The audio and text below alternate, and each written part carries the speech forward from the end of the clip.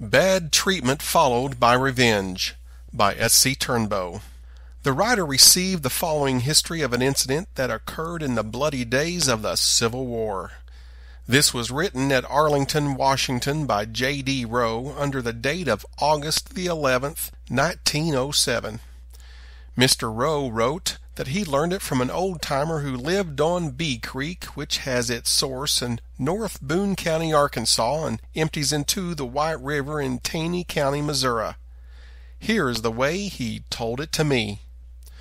When the war come up, the people who lived in what is now Boone County, Arkansas, were divided in their political views. Many honest souls went into Southern service, others went with the North. Several of the men in the Federal Army were located at Springfield, Missouri, and their families were having a seriously hard time at their homes. Some of their neighbors who sympathized with the South were not manly enough to go into regular service, and they took pleasure in making it as disagreeable for these women and children as they could. Finally, 3 of these families decided to yoke up a span of oxen to each of their wagons and make their way to Springfield, where their husbands were located in the Northern Army. They had but fairly got started when they were overtaken by several of their reckless neighbors, men and boys.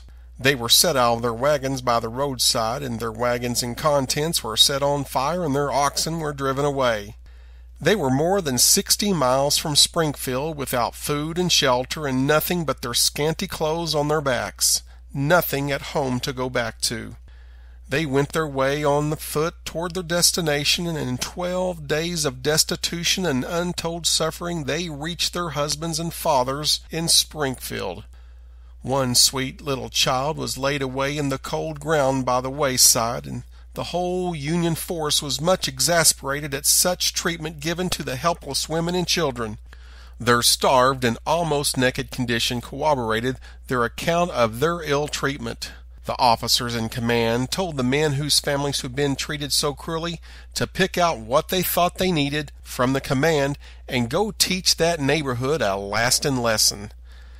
About 25 men took the Fort Smith Road, which leads them down to Carroll County, and from there they went east to what is now the middle of Boone County.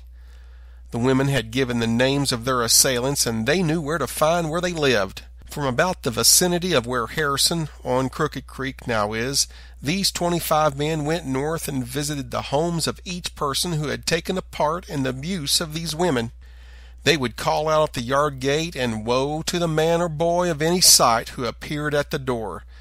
They would throw leaden balls till their victim sank down, and then ride in haste to the next man's house who had been named by the women. Among the band that had done the awful deed was one young man by the name of Denton. The women had not stated to their husbands and friends that it was the young Denton, and when the soldiers called at the Denton house, the old gentleman opened the door fearlessly, and he stood in the midst of the open door, and he received the first ball that was fired at him, which took its effect in his bowels. He immediately sank to the floor, and the men silently rode away. But he did not die. He recovered and lived until about the year 1898, when he died. Now, when the war come up, he told his 2 or 3 boys who were nearly grown that they must remain at home if it was possible to do so, and attend to their own business, and let the others do what they may. But when the war spirit took possession of them, they got into many desperate affairs and difficulties. Mr. Denton said afterward that he had to suffer for the meanness of his boys.